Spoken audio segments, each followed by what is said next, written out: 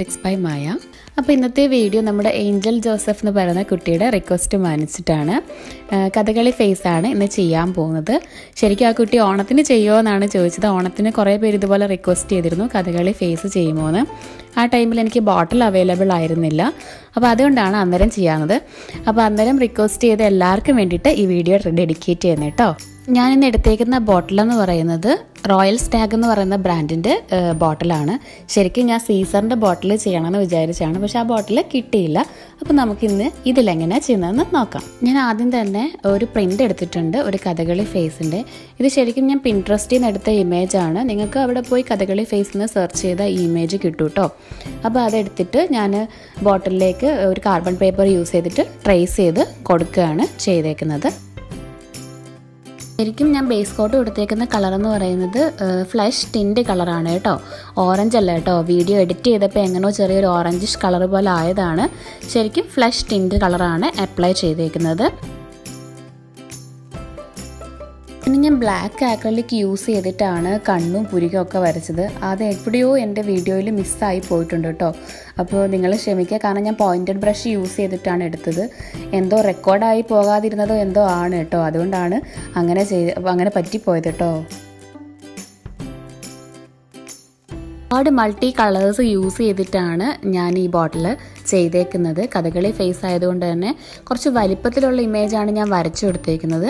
ചെറുതായി പോകണ്ടായല്ലോ എന്ന് വിചാരിച്ചു. അപ്പോൾ അതുകൊണ്ട് ഒരുപാട് കളേഴ്സ് യൂസ് ചെയ്തിട്ടുണ്ട് കേട്ടോ. നിങ്ങൾക്ക് വീഡിയോ ഫുള്ളായിട്ട് കാണുമ്പോൾ തന്നെ മനസ്സിലാവും. ഈ ബോട്ടിൽ ചെയ്യാൻ നല്ല ടൈം കൺസ്യൂമിംഗ് ആണ്. ഞാൻ തന്നെ ഒരു 3 ദിവസം എടുത്തിട്ടാണ് ഈ വീഡിയോ ചെയ്തത്. കാരണം ഓരോ പ്രാവശ്യം നിങ്ങൾ പെയിൻറ് അപ്ലൈ ചെയ്യുമ്പോഴും ആ പെയിൻറ് പ്രോപ്പറായിട്ട് ഉണങ്ങി എന്ന് ഉറപ്പാക്കിയതിന് ശേഷം മാത്രമേ അതിൻ്റെ മുകളിലത്തെ ലെയറുകളും ഡോട്ട് ആർട്ടും ഒക്കെ കൊടുക്കാവൂ. കാരണം നമ്മുടെ കൈ തട്ടി ആ ഫേസിലുള്ള പെയിൻ്റ് ഒന്നും പോകാതെ നമ്മൾ തന്നെ സൂക്ഷിക്കണം. കാരണം ഓരോന്നും ഓരോ കുഞ്ഞു ലെയറായിട്ടാണ് നമ്മൾ അപ്ലൈ ചെയ്യുന്നത്. ഇപ്പോൾ വീഡിയോയിൽ ഞാൻ കുറച്ച് സ്പീഡിൽ കാണിക്കുന്നുണ്ടെങ്കിലും ലെങ്ത് കൂടിപ്പോയാൽ നിങ്ങൾ കാണത്തില്ല, അതുകൊണ്ടാണ് സ്പീഡിൽ കാണിക്കുന്നത്. പക്ഷേ ഒരുപാട് സമയം എടുത്ത് തന്നെയാണ് ഈ വീഡിയോ ചെയ്തേക്കുന്നത്.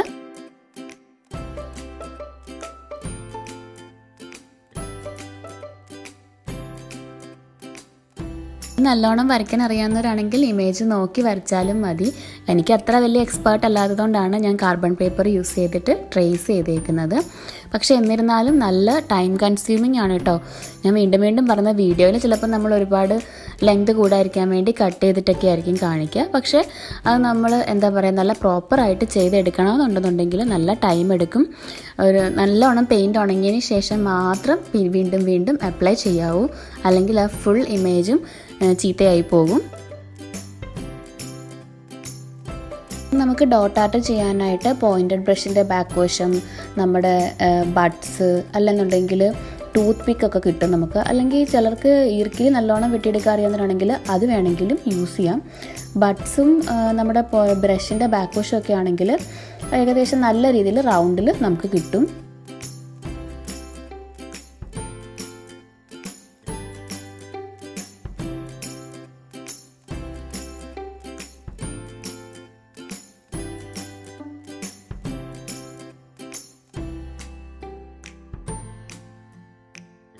പ്രിൻ്റ് എടുക്കാൻ പറ്റാത്തവർക്കായിട്ട് ഞാൻ നേരത്തെ 2 വീഡിയോസ് ചെയ്തിട്ടുണ്ട്.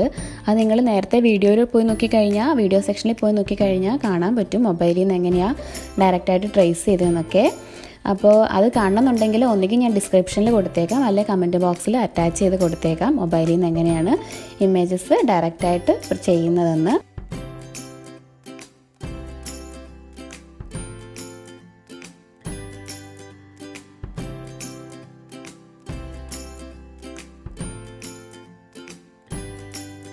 ശരിക്കും കഥകളിക്ക് നല്ല കളറ് യൂസ് ചെയ്തിട്ടുണ്ട്.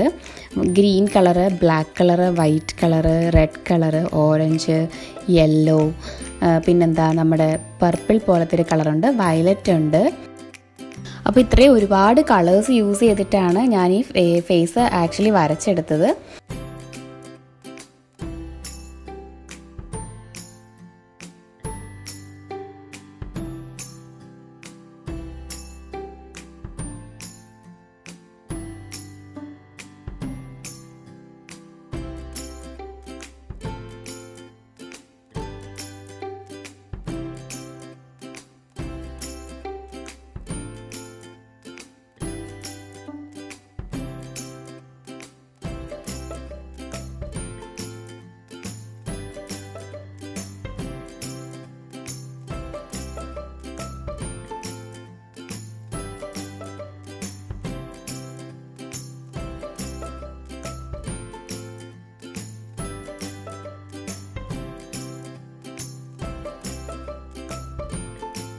ഷോക്കേസിലൊക്കെ വെക്കാൻ പറ്റിയ ഒരു അടിപൊളി ഐറ്റമാണ് ഈ കഥകളി ഫേസ് അല്ലെങ്കിൽ തെയ്യം ഫേസ് എന്നൊക്കെ പറയുന്നത്.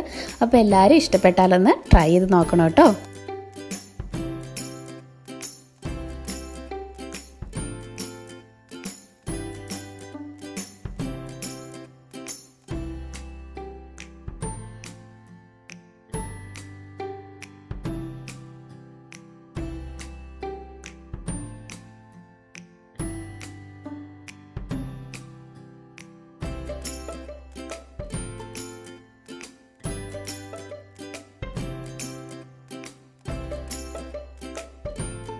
വീഡിയോ കാണുന്നതിനോടൊപ്പം തന്നെ പറയുകയാണ്, ഏതെങ്കിലും കൂട്ടുകാർ എൻ്റെ ചാനൽ ആദ്യമായിട്ട് കാണുന്നുണ്ടെങ്കിൽ ഒന്ന് സബ്സ്ക്രൈബ് ചെയ്തേക്കണം കേട്ടോ. കാരണം ഒരു യൂട്യൂബറിന് കൊടുക്കാൻ പറ്റുന്ന ഏറ്റവും വലിയ സപ്പോർട്ടാണ് അവരുടെ ചാനൽ സബ്സ്ക്രൈബ് ചെയ്യുക എന്നുള്ളത്.